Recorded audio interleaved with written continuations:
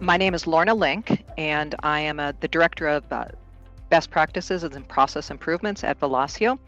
I have been with Velosio for just slightly over 5 years, but in technology for about 30 years.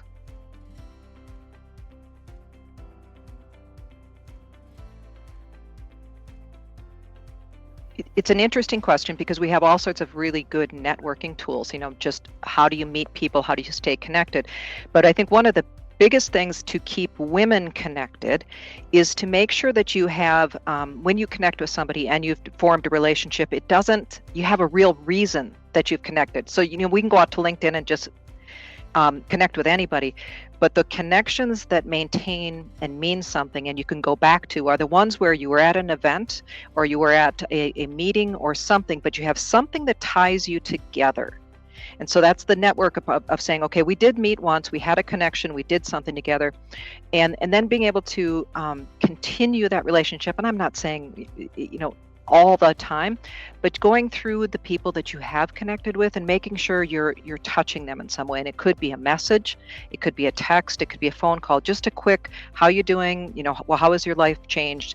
And remembering a few of those details, because what happens when women connect with each other is because we want to grow and we want to get better.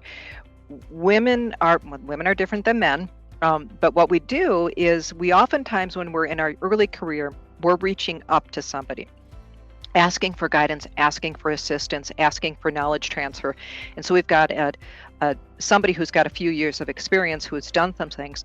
But as you mature as a young professional, and it could be 2 years, there's going to be somebody else starting out. So what networking does for us is it allows us to grow and reach into our more experienced resources, and as well for us to turn around and look back to somebody else who's trying to grow.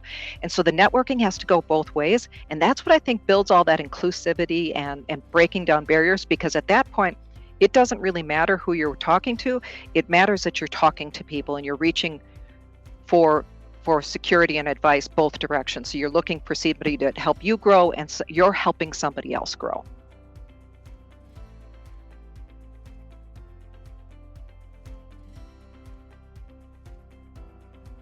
Yeah, and I would even eliminate the word industry. I mean, it's really important to meet the people that you're a part of, but it's try to make a point of even if it's an online event or if you're an in-person event. I had a conversation with one of my nieces, and she's a young adult trying to build her network, and we talked about the effectiveness of the Young Professionals Network or a leadership group for women. And I said it's a challenge if you're an introvert to get into those things, but it's just stepping into something to build that relationship, and then just not try to put too much burden on yourself to make 15 new connections. It's get in there, listen, talk to people, make a connection, and then move on to the next. The other thing to always consider is that we have interests that have nothing to do with technology, and those interests are also network connections. And what I found is some of my most interesting connections are the people that give me advice, or I can turn to say, to work through a situation, have nothing to do with technology. They're still professionals and they have great jobs, but they're not necessarily in my industry, because of that. It also opens your eyes to that your life will change. You hopefully, stay with Velosio forever, and I will as well, and we'll stay in technology. But you could change. You could change your direction. You could change from being, in a role that I'm at. I could say, I want to try something else.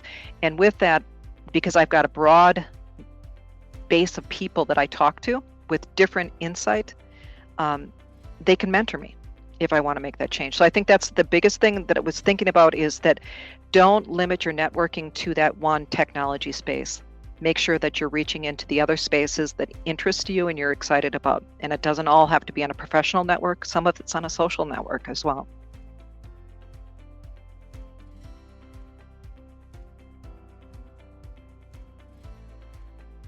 I certainly can. And it was when I got hired with Velosio.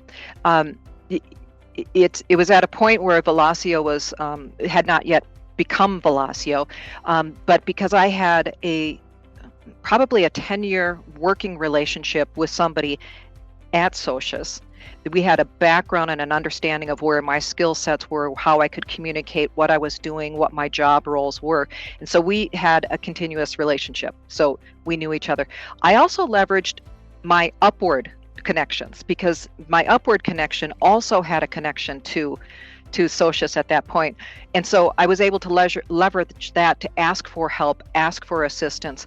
And then I was also able to go in through other directions, through people that I currently worked with and looked for insight into getting into the organization. So when I started with Velosio, I had gone upwards, I had gone sideways, and I had gone direct to a connection I had worked with for a long time. So what happened is that I had built recommendations for the job already. And was able to come into a place at Velosio and do what people expected of me and what I told them I would do. It's really kind of cool because it was all over the place when I was trying to get the job.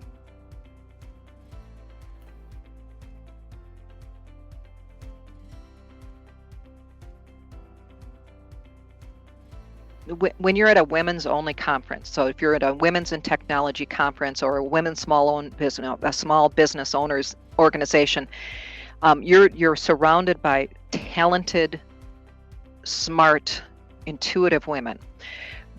Women only together, when they're trying to learn, let down their armor a little bit more when they're amongst women. And it's just, I think it is just what we do. So it lends to that feeling of connection that I think a lot of women like. A more it's not all completely data driven and process driven and next step driven. It's more, it is more, I'm going to say warm and fuzzy. These are still smart driven women and they still do an awesome job, but they want to connect with you on a different level than just business and just the task at hand. They want to know about you personally.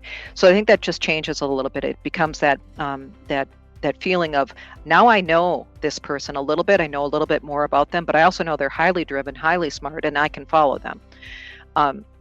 So that's really good. And then the other thing I notice is when women talk, or you get a speaker that's a woman that's talking to just women, their tone and their demeanor changes.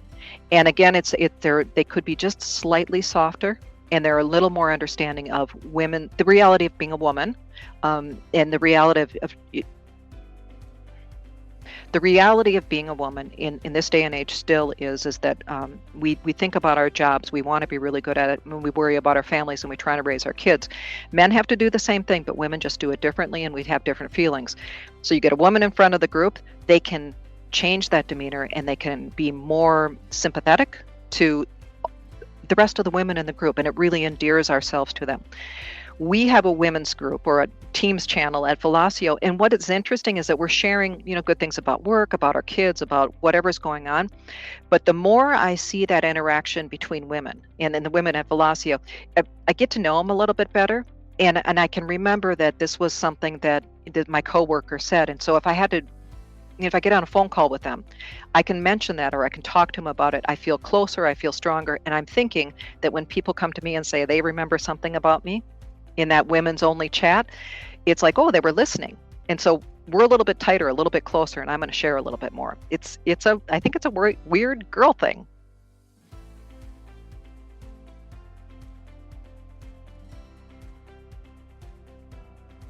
Networking is an ongoing step in your everyday.